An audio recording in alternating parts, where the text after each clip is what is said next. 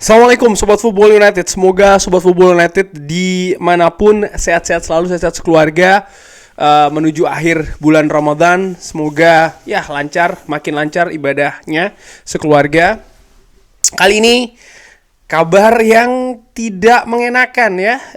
Gua ambil sumbernya dari Fabrizio Romano. Ini bukan tentang transfer masuk atau transfer keluar, tapi berita cedera. Bagaimana disebutkan Lisandro Martinez, Licha Martinez yang baru saja kembali sebenarnya kemarin ketika menghadapi Brentford dari cedera sebelumnya. Ini mengalami cedera baru di latihan dan akan absen setidaknya 1 bulan. Wow, ini tentu saja pukulan telak karena Victor Lindelof yang juga mengalami cedera ketika menghadapi Brentford, ini juga akan absen setidaknya 1 bulan. Cedera hamstring yang diderita ketika menghadapi Brentford. Walaupun demikian, Lisandro Martinez dan juga Victor Lindelof ini diharapkan akan kembali sebelum musim ini selesai. Setelah mengalami cedera yang baru yang tidak beruntung. Wow, lagi-lagi Manchester United mengalami pukulan telak badai cedera. Ini tentu saja menyulitkan ya, di mana khususnya lini belakang Manchester United musim ini porak-poranda karena cedera. Gua sudah bahas di video gua sebelumnya tentang kenapa Manchester United banyak menderita shots dari Opta Analis, bukan dari gue tapi dari Opta Analis ya. Jadi kalau ada yang meragukan ya itu bukan gue tapi dari Opta Analis, sekali lagi yang mengatakan salah satu sebab utama Manchester United ini lini belakangnya rapuh, katakanlah demikian, sehingga menerima banyak sekali shots dari tim lawan adalah pemain cedera, pemain atau susunan berganti-ganti, tidak ada rutinitas, tidak ada kesulitan, dan ini yang membuat Manchester United sangat sangat kacau musim ini, terutama di lini pertahanan, dan ini ternyata masih terus bergulir. Sampai dengan sejauh ini Manchester United masih belum bisa tampil dengan back kiri murni. Di satu titik situ saja sudah diincar oleh tim lawan. Banyak sekali tim yang melawan Manchester United ini memfokuskan serangannya dari titik sebelah kiri Manchester United. Dan ternyata ini berlanjut, back tengah Manchester United Victor Lindelof, Lisandro Martinez. Dan kalau melihat dari susunan pemain dan juga di bangku cadangan ketika menghadapi Brentford, Jonny Evans ini kan juga cedera. Jadi 3 center back Manchester United ini akan absen. Ini merupakan situasi yang sangat-sangat sulit bagi Erik ten Hag untuk meramu lini belakangnya ya dalam menghadapi sisa musim ini dengan tekanan dan juga tuntutan yang tinggi. Finish di posisi Liga Champions 4 besar atau 5 besar, di mana selisihnya saat ini dengan Tottenham Hotspur dan juga Aston Villa masih cukup menganga ya, masih cukup lebar. Lalu juga di FA Cup. Nah, gue melihat situasi ini nomor 1 dulu.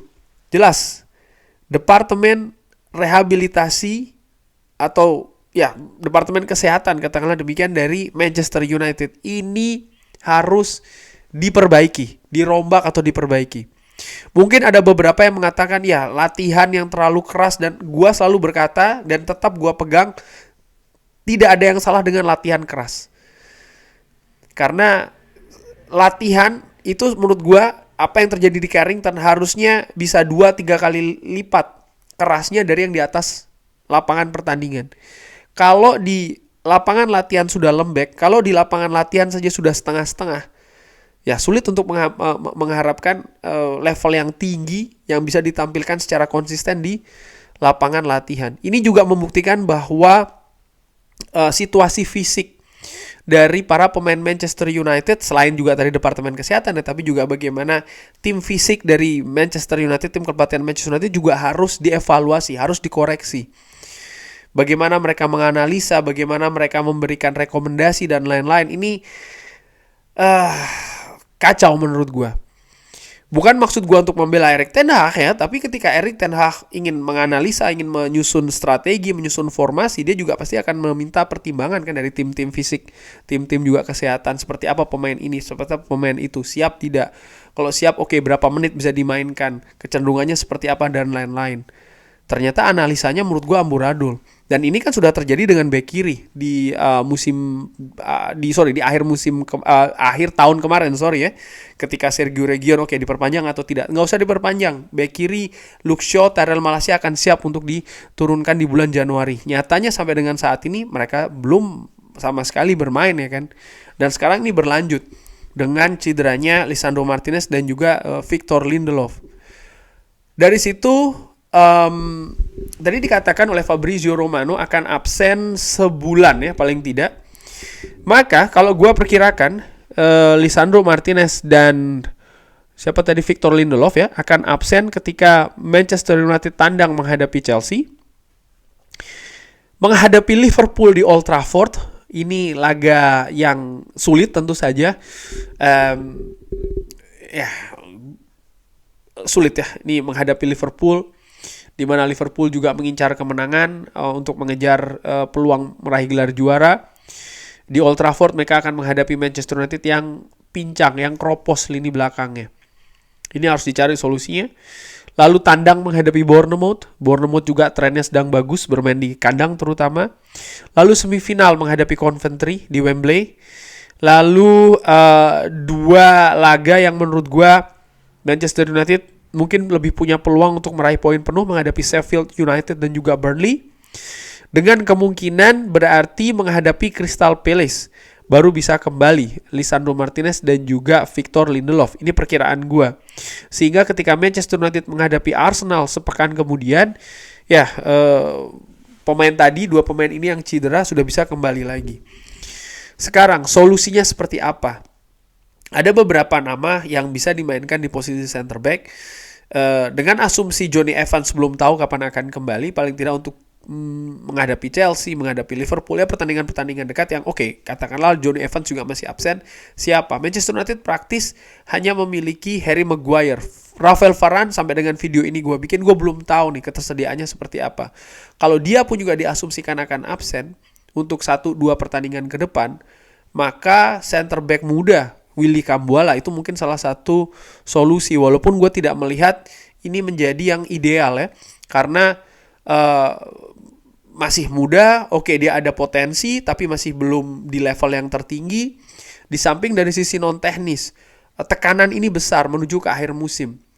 Gue lebih memilih untuk mencari solusi yang lain. Seperti apa solusi yang lain? Yang menempatkan pemain yang bisa dimainkan di posisi back tengah, walaupun mungkin ini bukan posisi terbaik, ini bukan posisi terkuat. Kandidatnya ada 2 menurut gue. Nomor 1, Casemiro musim lalu sempat dimainkan di posisi back tengah ya. Gue lupa musim lalu atau awal musim ini. Yang jelas dia sempat dimainkan di posisi back tengah oleh Erik ten Hag. Di mana pada saat itu penampilannya lumayan. Ini bisa diulangi lagi. Casemiro punya pengalaman, Casemiro punya kualitas ya. Dia juga punya kepercayaan diri, dia punya karakter, sehingga harusnya tidak masalah dimainkan di posisi back tengah. Walaupun sekali lagi ini bukan ideal, jauh dari ideal. Lalu Sofyan Amrabat. Ini solusi kedua juga, atau pilihan kedua. Bisa juga dimainkan di sana. Namun gue lebih memilih Casemiro, melihat Casemiro lebih punya pengalaman, dia sudah berada di Manchester United lebih dulu daripada Sofyan Amrabat. Dan kalau Casemiro ditempatkan di posisi center back, gue berpikir ya untuk posisi gelandang jangkar, Sofyan Amrabat bisa mengisi di sana, baik itu sebagai pemain starting 11 ataupun sebagai pemain pengganti. Ya, inilah situasi di Manchester United. Menurut gue compang-camping sekali, amburadul, dan ini menjadi catatan besar bagi Ineos untuk memperbaiki Manchester United. Bukan hanya soal pemain, bukan hanya soal manajer ya, tapi juga struktur manajemen serta unsur-unsur yang bisa, seperti yang Sir Jim Ratcliffe katakan, sekali gue ingatkan, yang bisa menciptakan lingkungan yang suportif dan juga atmosfer yang lebih positif kepada kinerja dari manajer atau pelatih kepala dari Manchester United. Tanpa itu semua ya, faktor-faktor yang mendukung dengan kualitas yang bagus, jangan harapkan Manchester United siapapun yang menjadi pelatih ataupun manajernya bisa menerapkan style permainan yang bagus, bisa mendapatkan hasil permainan atau hasil pertandingan yang positif dengan konsisten. Menurut gue itu akan sulit. Ketika tim rekrutmennya amburadul, ketika tim fisiknya amburadul, ketika tim kesehatannya juga amburadul. Ya menurut gue ini situasi yang ternyata sangat jauh dari ideal. Dari situ gue menilai apa yang didapatkan oleh Erik ten Hag musim lalu ini sesuatu yang luar biasa sebenarnya.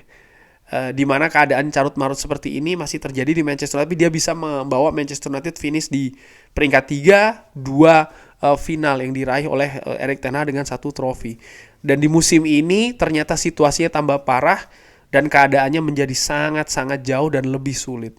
Kita lihat saja, semoga mudah-mudahan ya apa yang diperkirakan oleh atau diberitakan tadi oleh Fabrizio Romano bisa lebih cepat lagi, artinya tidak perlu sampai sebulan kedua pemain ini bisa kembali. Gua harapkan juga Rafael Varane dan juga Johnny Evans cederanya tidak parah sehingga dia bisa atau mereka bisa bermain dan mengisi posisi bek tengah, karena ini merupakan